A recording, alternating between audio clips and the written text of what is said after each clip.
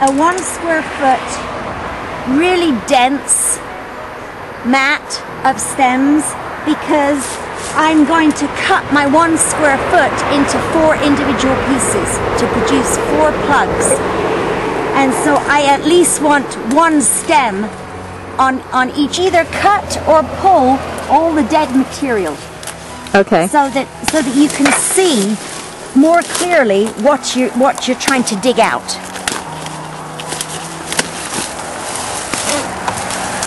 Okay, so we now have a 1 foot square area with all the dead reeds removed. Right. Okay. The instruction is perpendicular to the soil surface. Cut. Push the spade down to about 5 to 6 inches only. Okay. And you can do it inside or outside of the quad. It doesn't matter, whichever is easiest for you. So we're going to do a perimeter cut. All we're going to do with the quad is to set our measurement on the ground as far as cutting goes. And then we're going to take the plug out without the quad. That's definitely, yes, you're definitely in 5 inches. Beautiful. It's important to note that the digging of this is pretty easy to do because it's moist soil. But it's also most important to have a spade. And you need to go straight down. Yes, you need to go straight down, and that one, you just cut through a fairly big rhizome right there. Is that good or bad? That's good. The quad. I feel badly bending all these beautiful They're pretty resilient. And don't feel bad because They like it. this is going to enable animals to flush out all this material that they can use, and it's actually it'll produce a healthier tule bed. How would they use it for nesting? Nesting. The geese use it as a food source. They like the rhizomes because there's so much sugar in them. But the rhizomes are underneath the soil, right? Exactly. So how do they get? But the geese will come on here because you've opened this up. They will now be able to come and use the rhizome for food. It won't be so much of a forest to them, so difficult for them to get in here to use this as a food. See how sustainable this is?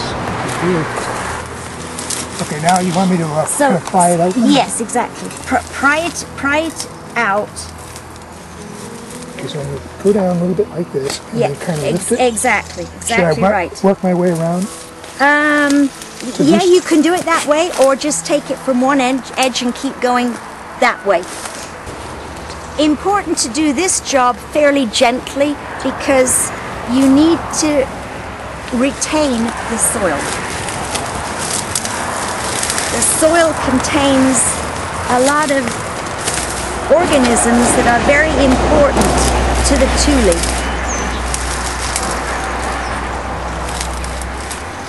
That's where that big rhizome was, yeah. Now you got it. There we go. Can I pull it from the tops or not? No, you'll lose the soil. You know what? That's not dug enough. There you go. You got it. And I'll tell you why we are able to do all this cutting. Is because we are going to balance the amount of root and rhizome that we've taken out of the ground with the above ground parts. We're going to cut those stems. Now, from this square, this 1 foot square, we're going to make 4. 4 plantings, is that correct? 4 wildlings, yeah.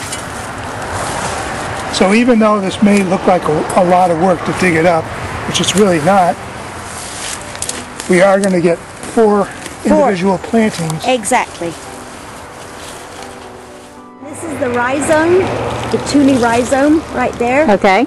And there's another one right there. In fact, this piece is full of the rhizomes. Okay, let me see if I can get really close up. See that one? Yes. That one? They're very dense. All these here? Yes. And what is the nature of the rhizomes? Why are they there? They are the underground stem, and they are producing the shoots that we see above ground. There's one node, there's another node, and there's another node. This could have been produced, and is probably has been produced this year. Okay. So that's just the underground stem growing, and each spurt it has during the year produces another node, and from each of those nodes, one of these comes out. Okay, so the broken off, other end of this broken off node that's back in that hole will now start growing back, yeah. It will reproduce and have trees growing out of it. Correct. Perfect.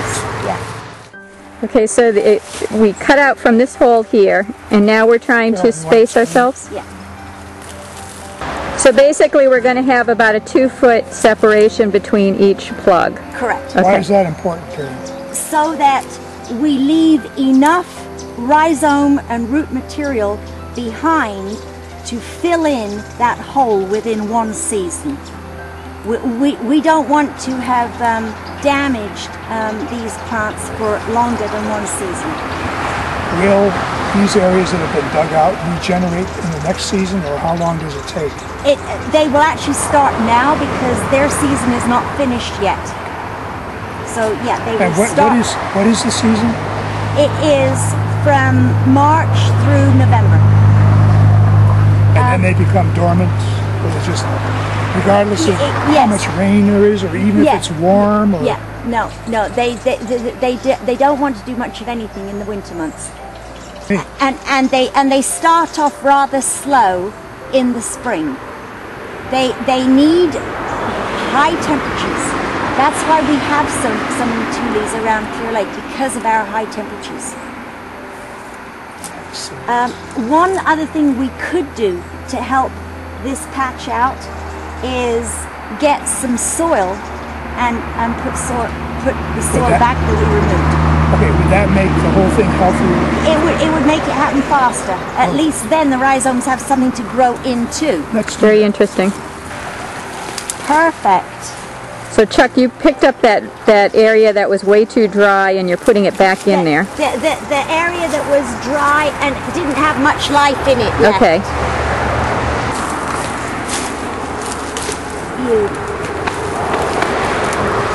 So what we're doing basically is recharging the earth to give it a basis for the tules to come back into, yes, grow into, yes. Should I tamp that down? Yeah, that would help. Yep, definitely. Because we don't want to have a storm come through and then just uplift that piece of dirt. Have this stem material off. So what's the size it needs to be cut to? That is entirely dependent on the water level at which they are going to be planted into. Okay, and why is that? That is because these stems, once they are cut, cannot be placed underwater. Okay. So they have to be floating on top of the water. They have to be sticking up above the water. Okay. Okay, now you see the tissue in here? Do you see how many air spaces there are in there? Yes. Those air spaces have to be kept for air. This guy lives because of those air spaces. So that is why that part's above the water. Exactly. Okay. If you allow that to go in and the water level's up here, it drowns. Exactly. That is it's a very healthy plug. I like that. So we're going to split this into 4. Okay. So we're going to make a cut there. Okay, so we don't have to be...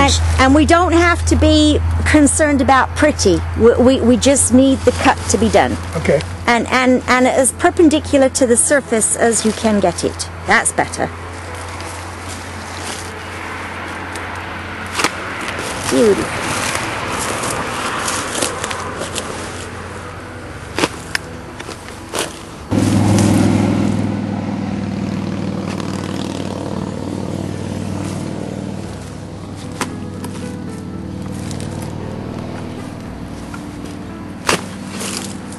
Okay, now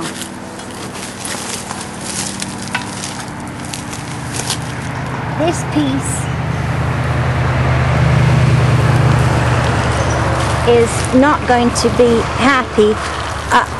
I would want to either replace this in the hole that we dug it from, Okay. because we have no green material for sugar production, energy production for this plug, and that's that's not green. It's dead. So then what So we really we'll- need to do is, when we have this 1 foot square and we divide it into 4, we want to make sure that each Each 4 part has exactly, green. exactly. Okay. Yes, and the reason why an even 4 is suggested is because it's easy. But if an even 4 isn't going to do it for you and produce 4 with all green shoots, then don't worry. The fact that you're going to be producing a plug that is smaller than the other 3, it doesn't matter. Okay. That one is good. See, that one has good. Yep. So now we put them in here.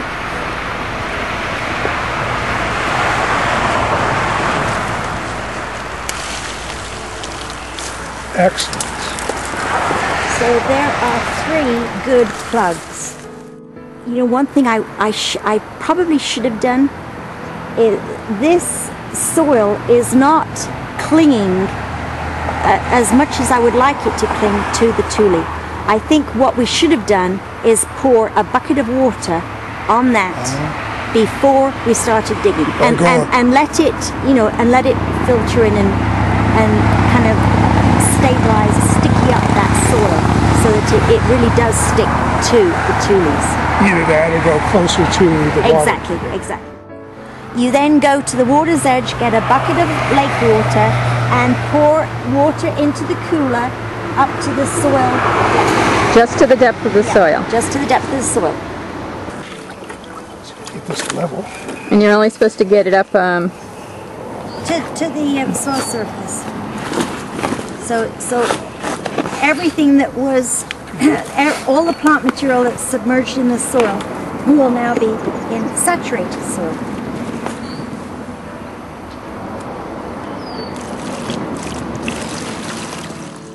okay, and the reason why we wanted to use a styrofoam cooler rather than a regular cooler is for what reason? Because it's light and it has no lid. Okay, Tules do not like to be dark. okay, For some reason, you need to keep them in the light, although they do not want direct ultraviolet. So direct sunlight is bad. We put a little bit of a shade cloth, some little tablecloth or some piece of material okay, over them. okay.